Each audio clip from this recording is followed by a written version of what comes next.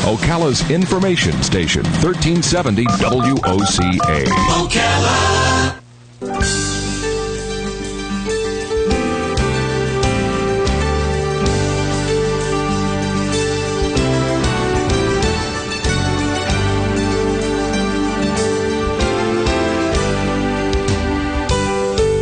All right, 5 minutes after 11 o'clock. It's kind of an overcast Wednesday, but it's bright in here because Dr. Riadh Fakhoury is in the studio.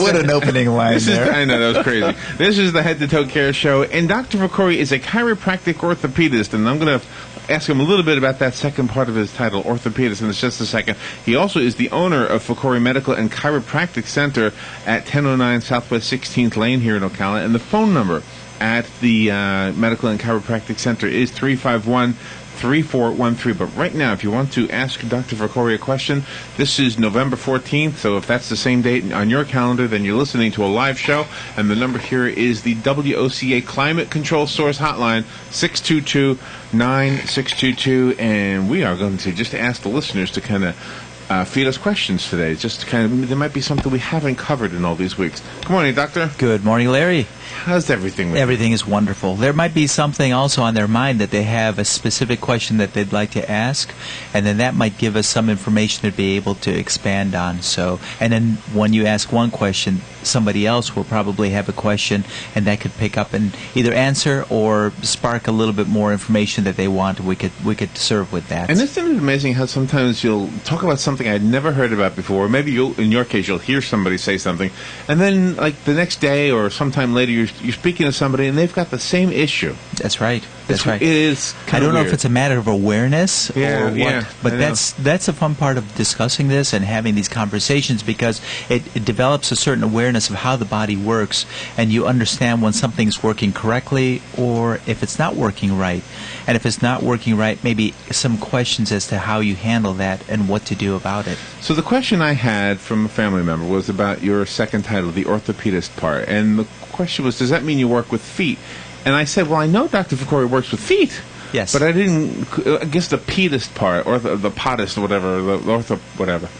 Well, we've had actually a run of patients, not to not to be funny about it, with problems with their feet. Okay, so well, it makes sense. We've had several coming in because usually when something's not right in your back, it changes your leg length, and you end up putting more pressure on your hip, your knee, and your foot, and then that can cause a secondary foot problem. Usually a metatarsalgia, or pain under the ball of the foot, or a plantar fasciitis, which is pain in the heel and in the arch. And and then there's also a neuroma, which is rare, but a little bundle of scar tissue that develops around the nerve in between the long bones of the foot. So we have techniques of being able to determine if it's a metatarsalgia, plantar fasciitis, or if it's a neuroma. And each one of those is treated differently than the other. So having the training and the knowledge to be able to take care of the foot helps, because if your feet don't feel good, the rest of your body can't feel good. And actually, when your feet are not working right, it changes your entire gait. You walk differently, you might walk flat foot, you might curl your toes, you might roll to the outside of your foot to keep pressure off of the inside. And what does that do? Then you end up with secondary problems in your hips, problems in your back, even problems in your mid-back and shoulders and neck. And so it's very important for us to address the feet and take care of it. And more people are realizing that at the Fakhoury Medical and Chiropractic Center, we do take care of the feet, and we have the knowledge of being able to do that. And you don't want your feet to hurt because you've got to walk everywhere. It makes it unhappy. We do have a phone call. Before we go to the call, let me just once again remind the listeners that we are kind of focusing today on you, the listener. We want you to be the host, kind of. Have a question for Dr. Fakhoury. The number to call is 622-WOCA. And we do have a first phone call. Good morning. You're on the air with Dr. Fakhoury. Morning. I'm back. Hey, good morning. Hey, our lights went off at the office, so I get to come home and call you guys. That's almost like a little day off of school, huh? You've got a little field trip. Like a snowstorm. This is cool. This is good stuff. Hey, that's great. I was going to ask, I had a really bad problem a couple months ago with my sciatic nerve, which I'm glad to say Dr. Fakhoury's office fixed. But that was a mystery. That had never happened before. Right. I woke up one morning, I had in my hip, it felt like somebody kicked me. And Right. then, like, it all of a sudden got worse and worse in the back of my leg, the front of my leg, and just throbbing pain. Yes. And I was wondering, what is that all about? What's the sciatic nerve? And then, while I was listening, I heard you talk about the feet. Yes. So I got a second question. And Okay. I'll hang up and listen. My mother was telling me the other day, when she sleeps, in the morning now, when she wakes up, her feet hurt. Right. They don't hurt when she goes to bed, but when she gets up, they hurt. Yes. And I thought, maybe Dr. Fakhoury knows something about that. Very good observation, and, All right. and Mom really picked up on something. See, it's those clues that patients tell us that really make the difference of helping us to diagnose and be able to take care of the problem. And really, a lot of it comes with a history, sitting down with the patient and just listening to them. Yeah. And you bring up a very good point. Let's talk about the feet first, and that is there's a very thick muscle and tendon band on the bottom of the feet, which goes from the base of the toes to the heel. And if you're walking around, you're moving your foot, you're stretching it out so it doesn't bother you. But if you sit in a car and go for a long drive, or if you lay in bed and sleep, what happens to your foot? It curls in and starts to curl up a little bit, and that big thick tendon gets tight on the bottom of your foot. So there you are for 8 hours, not stretching that tendon and that muscle in the bottom of the foot out by walking and keeping it warm and loose and flexible. Instead, it's getting tight and stiff as she's sleeping, and then she steps on it, that nice curved foot, and she steps on it and it straightens it out and stretches it out very rapidly. What it does, it pulls and it tears on the plantar fascia, or the muscles and tendons of the bottom of the foot get stretched very rapidly when they're not expecting it, and then the immediate sharp pain goes into her foot. Okay, this is something new. Right. Just started happening. So a nice thing to help her is have her take a towel or a rope, and before she gets out of bed, take it to the bottom of her foot, right under the ball of the foot, and pull up with her arms to stretch those toes toward her, and warm up and stretch the bottom of the foot, that plantar fascia, before she takes her first step on the ground. She should take a towel and put it like on her heel and pull up and curve her toes towards her? It should be more on the ball, right behind the toes, on the ball of the foot. Oh, okay. And so as she pulls, it'll bend the ankle and pull her toes towards her, stretching the fascia or the muscle tendon on the bottom of the foot before she takes that first step. Because what she's doing is taking that first step, stretching everything, and causing the piercing pain in the bottom of her foot.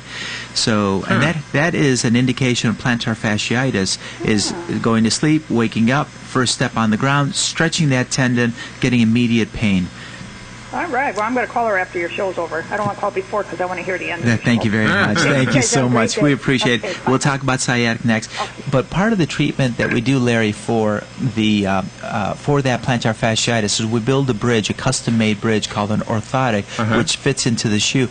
We cast the foot, we send it to the laboratory, and it's molded specifically for where the foot is supposed to be. So that plastic, which is flexible, will push the arch in the correct place, so that way that fascia will not be stretched out as the day goes on, but will be relaxed and have a platform underneath it that will support it. I see. And that automatically will alleviate the pain? Tremendous number of cases get better with that orthotic, Wow. that custom-made orthotic. And if that doesn't do it, the deep massage work in the bottom of the foot, or ultrasound or laser at the office helps. Second question that the listener had was sciatica, and she mentioned it was in the back of the leg and the front of the leg. So that means that if it's coming from the nerves, from her back, where the nerves exit out and form a big bundle called the sciatic nerve, the majority of those nerves go down the back of the leg all the way down to the calf. But there's a branch from the L4 nerve root which wraps around and serves the groin and the front of the thigh. So when somebody comes in and says, I have pain in the front of the thigh, it's the L4 nerve root. If it's coming from the sciatic nerve. If they say I have pain in my buttock and down the hamstring, it's the L5S1 nerve root. And if it's both, then it could be entrapment of both nerves, the L4 and the L5S1 nerve root, also causing problems in the front and the back of the leg. And really, we need to differentiate that. First of all, we need to make sure, is it a sciatic nerve or is it something else? For example, we had one Zumba instructor that kept having the hamstring on the inside of their thigh pulled, and recurring injuries. And he was thinking it was related to exercise injury and a sports injury. Well, with listening to him and doing an examination, we realized that when we tested him for a disc problem, putting pressure on the nerve, the pain was actually coming from the disc. not from the hamstring. So he thought it was a muscular problem. It was actually a disc problem. And we treated, and we did all the different forms of treatment. Unfortunately, in this case, we had to refer him to a surgeon to be able to correct the problem, because we eliminated and exhausted all conservative forms of treatment to try to help him. And in a scenario, again, making sure we know what's causing the pain, and making sure we do the right treatment and refer to the right place if necessary also. Now, when it's pain caused by something like that, does waiting make it worse? Quite often, yes, because if you imagine your vehicle, and let's say that there's a problem with one part of your engine, and you just ignore it, well, is it going to put stress on another part? It will. Makes sense, yeah. And then that will put stress on another part. If your alternator is freezing up a little bit, not spinning as well as it should, then the fan belt's going to get worn out. If the fan belt's worn out, then that affects another part of your engine that relies on that fan belt. So it goes from one to the next to the next. And when that person comes in after waiting a long time, we have layers of problems. We have to work through the layers to the core. So again, the 3-day rule. If it goes more than 3 days, come in while it's still acute or recent, and we can get some good results very quickly that way. We can still work with the chronic problems, but it usually takes a little bit more, and the treatment has to be a little bit more involved to be able to help them with that. You mentioned flat feet now and then, and in fact quite often. Is it something that we acquire, or is it something we're born with, or what is? I mean, what is it? How does somebody get a flat foot? Well, a lot of it is just lifestyle. We sit more than we walk. We don't use that muscle. We sometimes have extra weight gain that puts pressure. When you have mom and she gets pregnant and sudden weight gain, it stretches the bottom of the foot. So the ligaments, there are ligaments that hold the arch. There's 3 arches in the bottom of your foot, and the longitudinal, the transverse. There's 3 of them that are in there. And what happens is when your ligaments don't hold that arch in place anymore and stretch out and give up, then your foot collapses. And that's what the flat-footedness is. And really, you can't exercise it back again because the ligament's been stretched out. You cannot.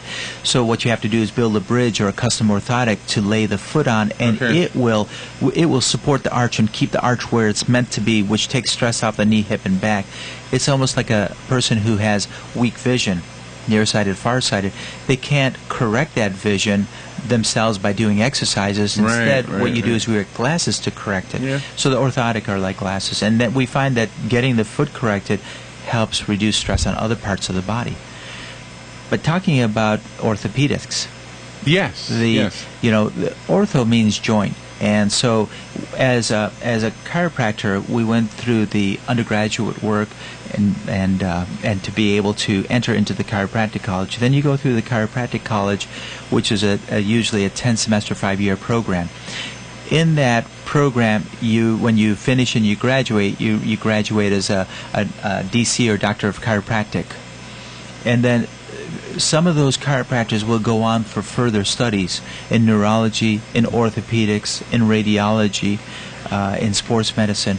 So I chose to get continuing education and become board certified in orthopedics, chiropractic orthopedics, which was another 5-year program. And so becoming an orthopedist, you delve into deeper studies of the joints, the ligaments, the muscles, the tendons, and the working of the body. Basically, the musculoskeletal, ligamentous, neurological function of the body, going deeper into it. Almost like, before we started, there was a commercial for airplanes. So if you have an airplane mechanic that goes further and takes special courses in continental engines, which are common in planes, then you have somebody who's gone a little further in studies in that specific region and becomes more of an expert in that area. So in the scenario that chiropractic deals with musculoskeletal ligamentous neurological problems, that's, my love and passion. So I wanted to go deeper into that for further study in everything from radiology, reading the MRIs, and being more knowledgeable on different surgical procedures. So that's where the chiropractic orthopedics comes in, the study of the joints and the musculo-ligamentous structure of the body. And we have another phone call. Good morning. You're on the air with Dr. Fakhoury. Doctor, Speaking of the foot area and that, a person that could be suffering from what they call pigeon toe, is there anything that can be done to correct that situation if they're in their middle age? You put a little catch at the end of it. You put the middle age. Yeah. I was ready to jump in with the answer, but then you threw me off with the middle age a little bit. Yeah, usually it's something that, a person waits that long in life and all of a sudden, it's going to be a big problem. So now what do I do, Right. The problem is the middle age part, because your body has gotten used to that pattern. Your hip joints have formed to that pattern. Your muscles have developed, some stronger in some areas, some weaker, to develop themselves around that pattern. Right. So pigeon toe and rolling out syndromes of the foot, those are best to take care of when you have an infant or a young child, because you can still mold the bones, you can still work with the muscles, and so at this point, if you have the pigeon toe, it's a conscious effort every time you walk to remember to land on your heel and push with your toe, because it'll prevent you from rolling your feet in. Heel to toe, and also there are stretches. I invite you to come into the office and just mention that, and then I'll show you certain stretches that you can do against the wall, or somebody can help you, because you need to stretch the outer part and build up the inner part. There's some balancing that you have to do in your legs. Can you improve it? Yes. Will it be a full improvement and reduction of the problem? No. Probably not, yeah. But you want to at least fight against that, because it will progress further and cause secondary problems. So if you can back it up a little bit, then that's going to be better in the bigger picture. Yeah, if a problem like that is left until middle age, which is way too long, does that have anything to do with developing what they call a flat foot? Usually, when you're pigeon-toed, usually you roll to the outside of the foot, and sometimes with pigeon toe, you actually see an excessive arch or a pes cavus, which is almost like the word cave, where they have such a large arch that you can put your hand underneath it, and so people like that usually roll to the outside. They have pes cavus, and so and their toes roll in, and so you find that there are very high incidence of rolling the ankle and having outer ankle injuries. Oh boy! And with that, there are certain exercises that we can do to help with that also. So before it becomes a problem, there are some stretches you can do, some flexibility exercises you can do, and then also I'd like to give you some balancing exercises that you can do to help keep the proprioception, or the balance, or the sense of where your feet are in space. So if you roll your ankle, your body will know to flick it back and protect you from a severe injury. Okay, all right, very good. Thank you very much. Thank you very much. Thanks for that question. Thank you. We have another phone call. We'll take the call, and just a reminder for the listeners, if you'd like to speak to Dr. Fakhoury right now, go ahead and call. The number is 622-WOCA. That is the WOCA Climate Control Source Hotline, 622-9622. Good morning. You're on the air with Dr. Fakhoury. Good morning, Larry. Good morning, Doctor. This is June. How are you both? Hi, Good. June. Fine. How are you? I'm fine, except I have a question for you. Yes, ma'am. I've been going to your practice, and it's helped me immensely. I haven't been in a few weeks, and I notice now that my right shoulder is really, really starting to stiffen up, and it actually is even interfering with my sleep because I can't get comfortable. Yes, and ma'am. I'm just wondering what your recommendation would be, and I will hang up and listen to you on the phone. And thank you. Thank you so much, June. Well, if you're noticing stiffness and pain, the first thing that I can think about is let's do some light range of motion exercises. So with you bent forward, supporting yourself up with one hand, so your upper body is bent forward, put a weight of about 5 or 10 pounds, and then they're called pendulum exercises. While you're bent forward, with the arm that's involved, hang on to something, maybe start with a large can of vegetable, and then just make circular motions with your shoulder, passive circular motion. Start getting some motion in there. Then the second thing is face the wall, and with your fingertips of the involved shoulder, walk up the wall straight ahead without twisting your body. Be parallel with the wall, and do that 3 times up and down if you can. If it hurts, then stop and call us. And then the next exercise will be perpendicular to the wall, where your shoulder is facing the wall. You're maybe about 2-3 feet away from the wall, and then walk up the wall sideways with your arm away from your body. Tiptoe up with your fingertips and tiptoe back down again 3 times, and try not to twist your body. That will help keep some range of motion flexibility so you don't get a frozen shoulder. If the pain persists, Make sure you're not sleeping on that side also. And if it persists within the next few days of doing that and applying ice, June, come in, let Dr. Teeter, Dr. Joe, or myself take a look at it and see if there might be some rotator cuff involvement, or it could be just as simple as some inflammation. We have to do a little ultrasound on it, and it could be another problem. Maybe sometimes the thoracic spine or the mid-back is out of alignment, and that throws your shoulder off and can cause shoulder pain. All right, the phone line is open. If you would like to call Dr. Fakhoury, again, the number is 622-9622. Once he's off the air, though, you can still contact Dr. Fakhoury at his office, and his number is 352-351-3413. And then I always forget that extension number. Extension 4 will take you to the patient care coordinator or the front desk. And you can listen to these podcasts. You can watch the video of these things on YouTube as well as Ustream. I think YouTube is the more friendlier one or whatever, and you can watch them in your office. You've got them playing in your office. You've been very kind. That's right. We have these right in hand over here. So in the scenario, going back to orthopedics, in the subspecialty that I've done in orthopedics is focusing on injuries, sports injuries and traumatic injuries. My thought process is that if you can help those people that have these acute injuries, whether it's a golfing injury, a tennis injury, falling off of a bike, whatever the scenario can be in a sports injury, or if it's a traumatic injury like shoveling and you hurt yourself, or a car accident, if we can be aware and have the facilities to take care of those problems efficiently and effectively, then that's a very good service, because if we don't, then it becomes a chronic problem, and that means that it's long-term care at that point.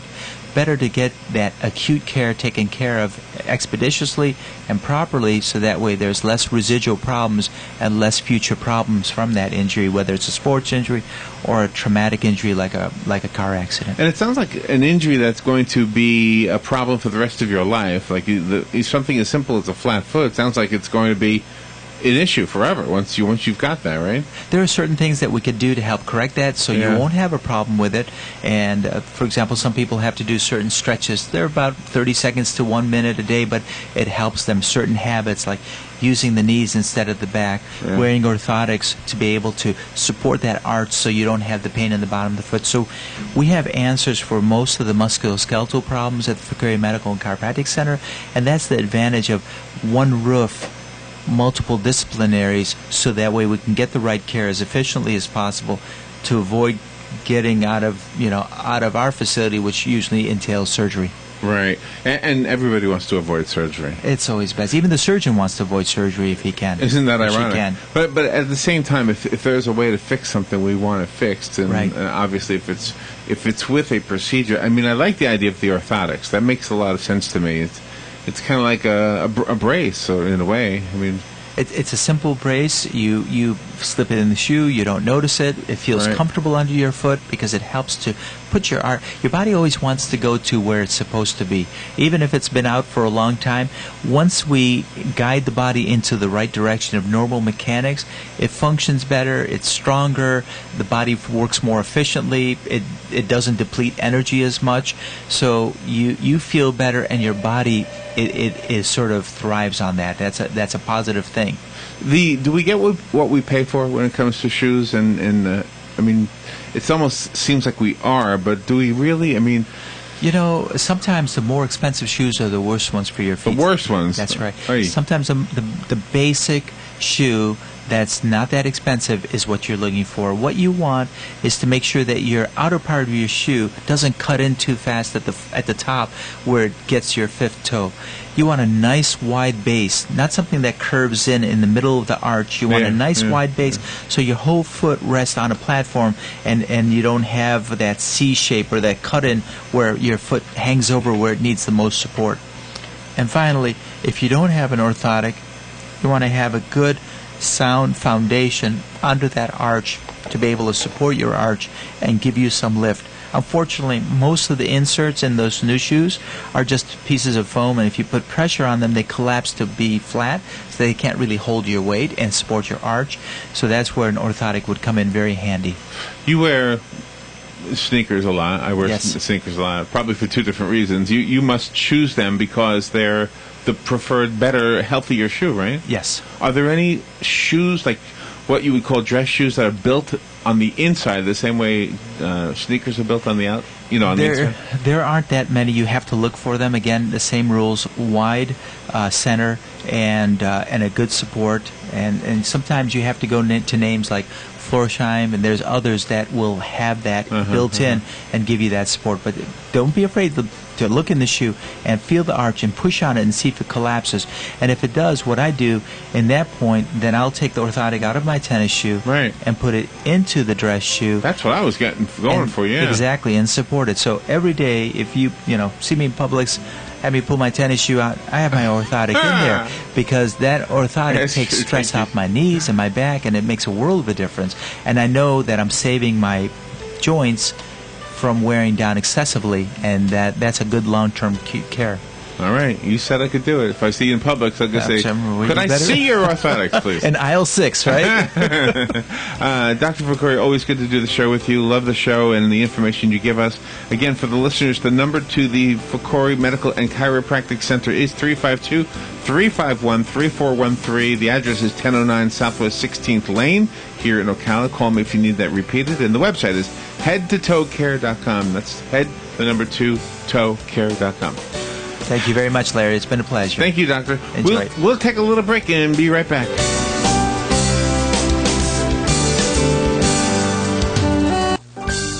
Accident, injured, hurting. Pain affects so many of us and keeps us from enjoying our daily routine. This is Dr. Riadh Fakhoury, board-certified chiropractic orthopedist at the Fakhoury Medical and Chiropractic Center. Let me visit with you to answer your questions. Let us help you help yourself on the Head to Toe